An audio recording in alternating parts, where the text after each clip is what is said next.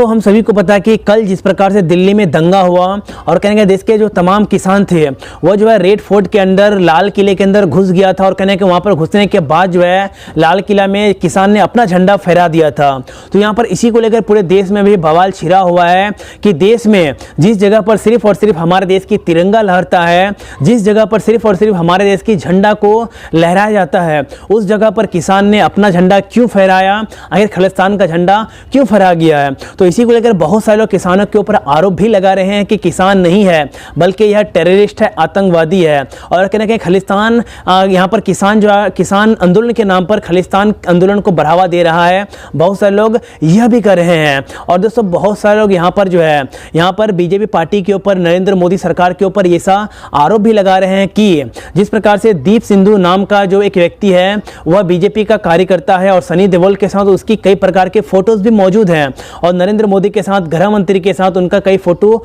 Viral भी हो रहे हैं। तो यहाँ पर बहुत सारे लोग कह रहे हैं कि यहाँ पर जो यह दंगा हुआ है दिल्ली में रेड फोर्ट में, जिस प्रकार से किसानों ने अपना झंडा फहराया है, तो यह बीजेपी का एक षड्यंत्र है ताकि किसानों को बदनाम किया जा सके। तो बहुत सारे लोग यह भी कर रहे हैं। लेकिन दोस्तों इसी बीच यहाँ पर संयुक्त राष्ट्र ने भी अपना एक बयान जारी किया है और अपना बयान जारी करके ऐसा कहा है कि भारत में जिस प्रकार से किसान आंदोलन कई महीनों से हो रहा है, तो यहाँ पर इतने दिनों से जो देश के तमाम किसान थे शांतिपूर्ण तरीके से आंदोलन कर रहे हैं और यहाँ पर ऐसा संयुक्त राष्ट्र ने कहा है कि सरकार को जो है किसानों की मांगों को पूरा करना चाहिए और कहना कि किसानों को उसका हक दिलाने के लिए वो शांतिपूर्ण तरीके से जिस प्रकार से आंदोलन कर रहे हैं, प्रोटेस्ट कर रहे हैं, तो भारत सरकार उनकी आंदोलन को समीक्षा करे, उनकी आंदोलन की यहाँ पर जो है उनकी बातों को माने। और बहुत सारे लोग यहाँ पर यह भी कह रहे हैं कि संयुक्त राष्ट्र ने यह पूरी तरीके से गलत कहा है, क्योंकि संयुक्त राष्ट्र ने जिस प्रकार से कहा है कि भारत सरकार उनकी मांगों को पूरा करे और कहना कि उसे शांतिपूर्ण तरीके से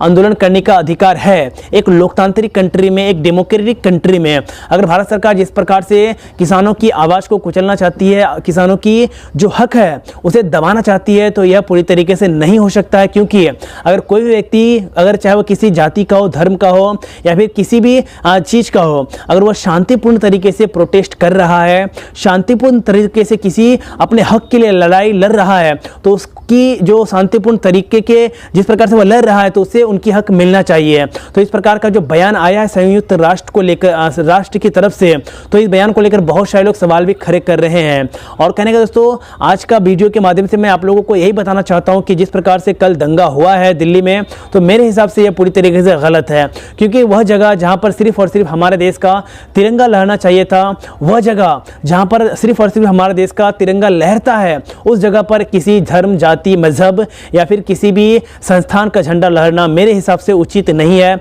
मेरे हिसाब से ठीक नहीं है। इसलिए मैं इस